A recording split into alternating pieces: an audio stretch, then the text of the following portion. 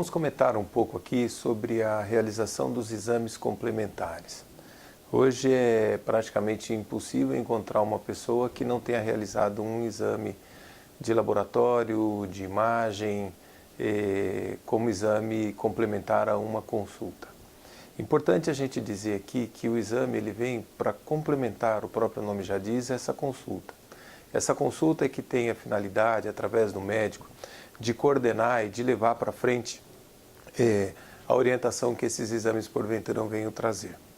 Não é frequente eu encontrar o paciente perguntando para mim: doutor, mas não tem um exame que mostra tudo, um exame que eu faça e que eu vá saber tudo? Isso não existe. Os exames, cada um tem a sua especificação. É frequente também eu encontrar o paciente dizer para mim: olha, o médico pediu só um raio-x. Às vezes o raio-x está mostrando mais do que a quantidade enorme de exames que a gente tem. Então, o importante da indicação do exame é quando ele vem direcionado a uma finalidade que vem a partir desta consulta. Não adianta nada a gente ter a Ferrari se não tiver o Schumacher, se não tiver o Ayrton Senna para poder dirigir, ela não vai andar da mesma maneira. Então, os exames são mais ou menos dentro do mesmo princípio. Você precisa ter um bom piloto, tanto na solicitação, quanto um bom piloto na hora da realização e de fazer esses exames. Esses exames, eles têm por finalidade ajudar. E muitas vezes, alguns desses exames trazem alguns riscos que são bem calculados a nível de custo e benefício, por isso que a gente faz, mas existem exames que usam irradiação, existem exames que usam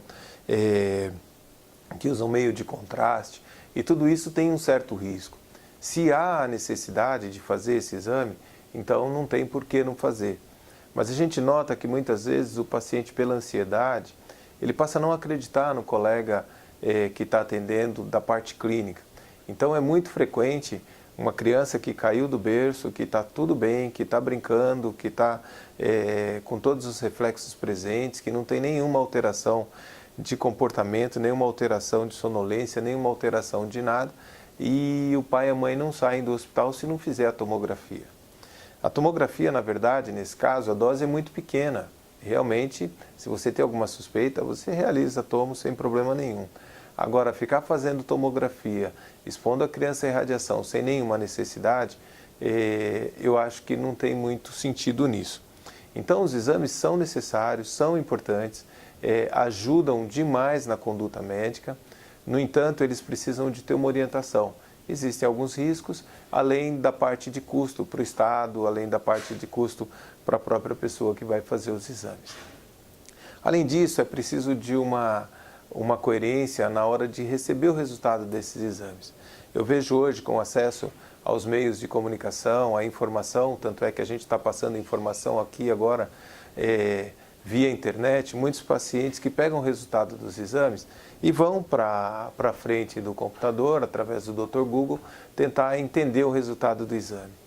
E eu vejo muita gente sofrendo sem necessidade, porque grande parte desses resultados não traz significado nenhum, ou é alguma coisa que tem tratamento fácil, e o paciente passa a sofrer achando que tem uma doença ruim, uma doença complicada. Um exemplo disso é quando a gente diz que um paciente tem um pólipo. Um pólipo na vesícula pode não ter problema nenhum, o paciente pode viver 200 anos, muitas vezes, com esse pólipo sem problema, basta um acompanhamento ultrassonográfico. Um pólipo no intestino, na grande maioria das vezes, ele precisa ser retirado, porque é uma lesão pré-maligna, uma lesão que você consegue tratar. E quando o paciente vai para a internet, vai para olhar o Dr. Google lá, ele vai acabar lendo uma doença que vai falar desse pólipo maligno e vai ficar sofrendo e não tem problema nenhum, um pólipo pequenininho na vesícula de meio centímetro. Então essas informações são importantes para a gente poder entender e poder usar da melhor maneira possível os exames. Dentre esses exames, temos os exames que são para prevenção de câncer, né? Na verdade, na grande maioria das vezes, não é uma prevenção, o que a gente faz é uma detecção precoce, né? E essa detecção precoce traz vantagens porque você começa a tratar antes e tratando antes você tem condições de fazer, de curar essa doença. Em algumas situações, o exame é realmente preventivo. quando você faz um exame que você encontra um pólipo no intestino, que eu acabei de falar, você tira esse pólipo numa situação que ele é pré-maligno, ele não tem a lesão, não tem as células malignas ainda. E a pessoa sara e não precisa de quimioterapia, de radioterapia, não precisa de nada disso e na maioria das vezes é retirado pela própria colonoscopia. No caso da mama, no caso da próstata, no caso da tireoide, a gente não consegue fazer a prevenção de evitar que essa doença apareça. A gente consegue detectar essa doença mais cedo e consegue fazer esse tratamento mais cedo, o que traz os benefícios que todos já sabem aí. Quando o paciente faz um exame e ele às vezes precisa de uma complementação além do exame, então o paciente muitas vezes sofre muito porque se pede para esse paciente uma punção, se pede uma biópsia, que é um termo que assusta, né? Nós radiologistas, nós médicos da área de diagnóstico, nós somos como detetives. Você encontrou uma pista, você tem que ter certeza de que isso realmente não significa nada e não vai trazer nenhum problema para o paciente. Se você tem a mínima suspeita de que isso pode vir a ser uma lesão maligna, então a gente tem por obrigação pegar um pedacinho dessa lesão, colocar no microscópio e confirmar se isso tem ou não células malignas. Esse procedimento, na grande maioria das vezes, não traz nenhum problema, é um procedimento tranquilo, uma punção de mama, uma punção de tireoide e até mesmo a da próstata, que é muito mais desconfortável pelo fato de precisar passar o aparelho pelo ânus para poder localizar a lesão, elas são mais tranquilas do que fazer um hemograma, do que fazer um exame de sangue.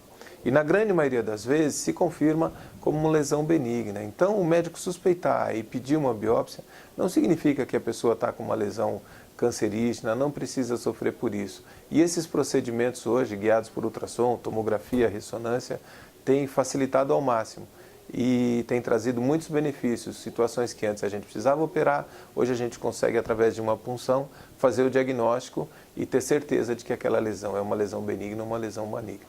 Espero ter ajudado um pouco. Meu nome é Nelson Bittencourt do Nascimento, sou médico, radiologista, trabalho aqui na clínica do IDS, no Hospital da Unimed, de Sorocaba.